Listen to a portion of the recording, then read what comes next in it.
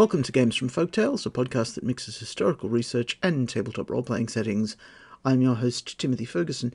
It's always a pleasure to discover new, early female horror authors, and today I'm bringing you a mystery cult initiation by Lady Dilkey. Lady Dilkey married a couple of times, so her surname changes a bit. But essentially she was an early feminist author and horror author, and her surnames varied from Strong to Pattinson to Dilkey at the end. She died just after the turn of the 20th century, I believe. If any of you are Middlemarch fans, she's the model of Casaubon. Anyway, over to Ben Tucker, who we seem to be depending on awfully hard this year. The Shrine of Death by Lady Dilkey, read by Ben Tucker. Ah, life has many secrets. These were the first words that fell on the ears of a little girl baby, whose mother had just been brought to bed. As she grew up, she pondered their meaning, and before all things, she desired to know the secrets of life. Thus, longing and brooding, she grew apart from other children, and her dreams were ever of how the secrets of life should be revealed to her. Now, when she was about 15 years of age, a famous witch passed through the town in which she dwelt, and the child heard much talk of her, and people said that her knowledge of all things was great, and that even as the past lay open before her, so there was nothing in the future that could be hidden from her. Then the child thought to herself, "This woman, if by any means I get speech of her, can, if she will, tell me all the secrets of life." Nor was it long after that, walking late in the evening with other and lesser children, along the ramparts on the east side of the town, she came to a corner of the wall, which lay in deep shadow, and out of the shadow there sprang a large black dog, baying loudly, and the children were terrified and fled, crying out, "It is the witch's dog!"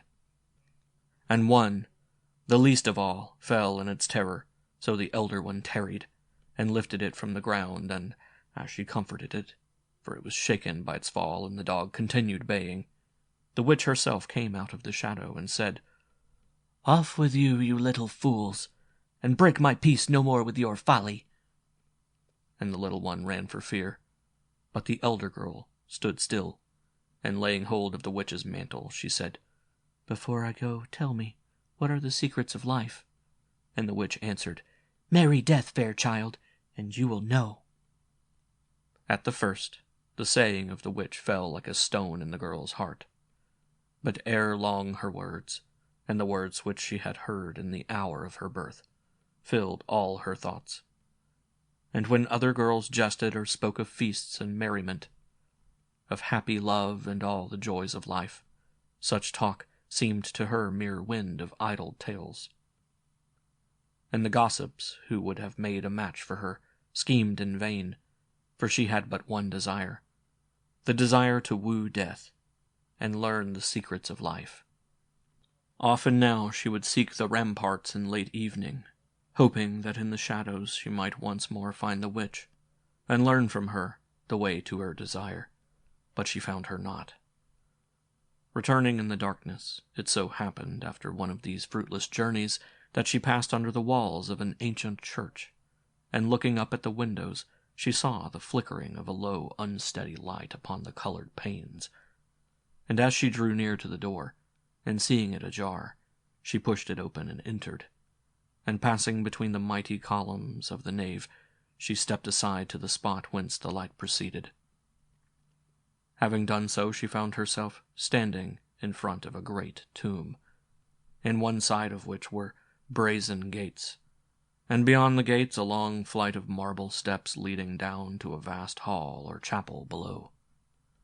And above the gates, in a silver lamp, was a light burning, and as the chains by which the lamp was suspended moved slightly in the draught from the open door of the church, the light which burnt in it flickered, and all the shadows around shifted so that nothing seemed still. And this constant recurrence of change was like the dance of phantoms in the air. And the girl, seeing the blackness, thought of the corner on the ramparts where she had met the witch, and almost she expected to see her, and to hear her dog baying in the shadows. When she drew near, she found that the walls were loaded with sculpture, and the niches along the sides were filled with statues of the wise men of all time. But at the corners were 4 women whose heads were bowed, and whose hands were bound in chains.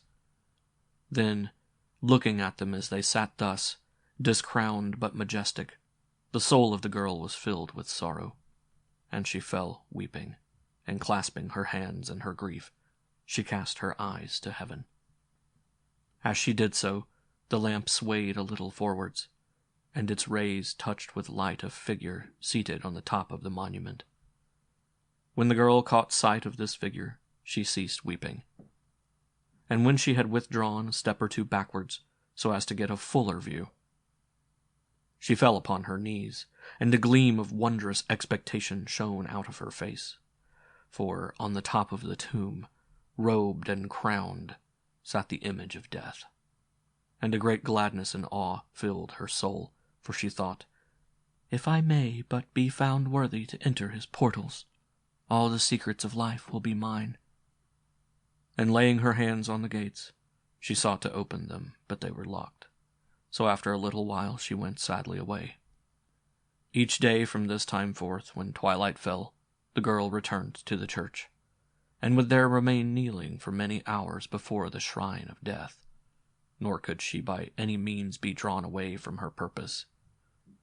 Her mind was fixed on her desire, so that she became insensible to all else. And the whole town mocked her, and her own people held her for mad. So then at last they took her before a priest, and the priest, when he had talked with her a while, said, "Let her have her way. Let her pass a night within the shrine. On the morrow it may be that her wits will have returned to her."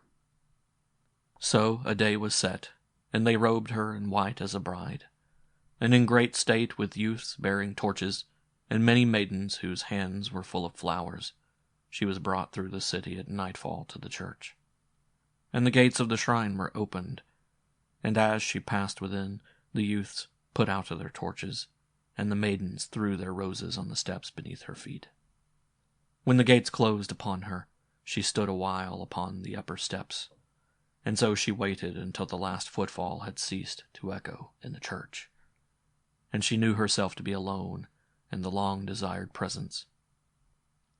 Then, full of reverent longing and awe, she drew her veil about her, and as she did so she found a red rose that had caught in it, and striving to dislodge it, she brought it close to her face. And its perfume was very strong, and she saw as in a vision the rose garden of her mother's house, and the face of one who had wooed her there in the sun. But even as she stood irresolute, the baying of a hound in the distant street fell on her ears, and she remembered the words of the witch. "Marry death, fair child, if you would know the secrets of life." And casting the rose from her, she began to descend the steps.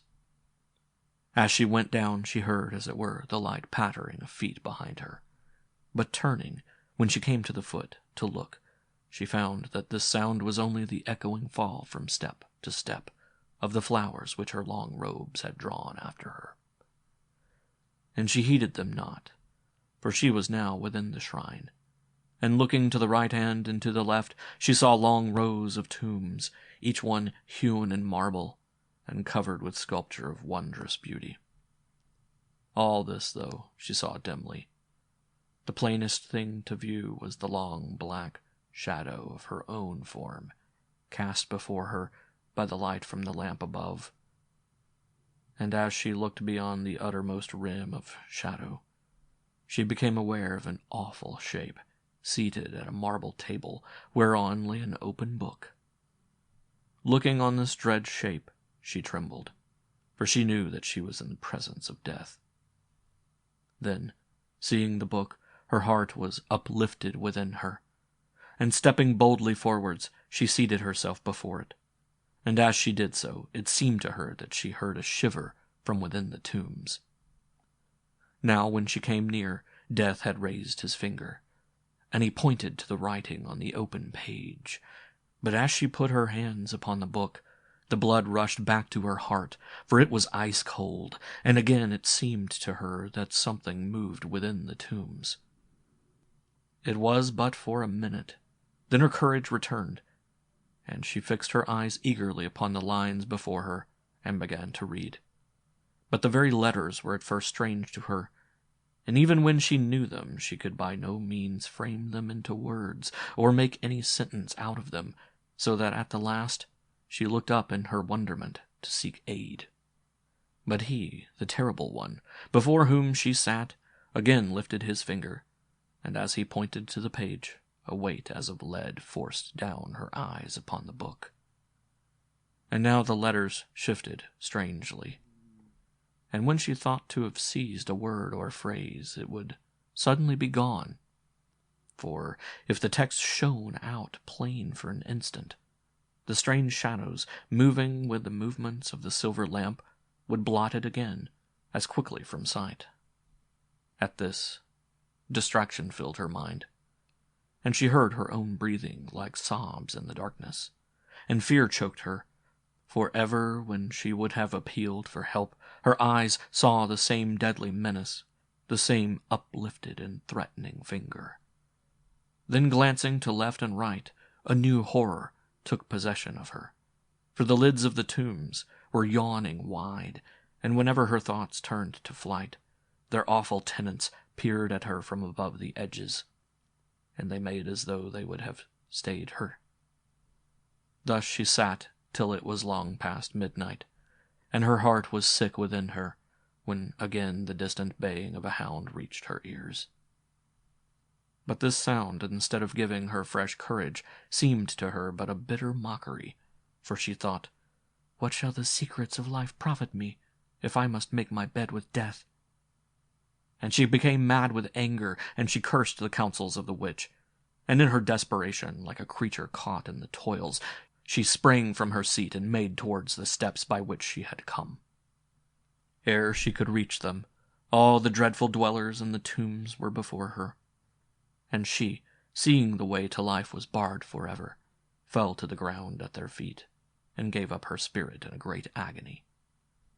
Then each terrible one returned to his place, and the book which lay open before death closed with a noise as of thunder, and the light which burnt before his shrine went out, so that all was darkness. In the morning, when that company which had brought her came back to the church, they wondered much to see the lamp extinguished, and fetching a taper, some went down fearfully into the vault. There all was as it had ever been.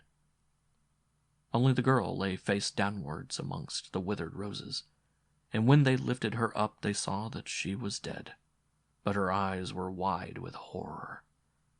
And so another tomb was hewn in marble, and she was laid with the rest.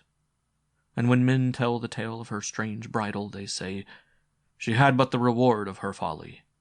God rest her soul." Your saga, my Harry.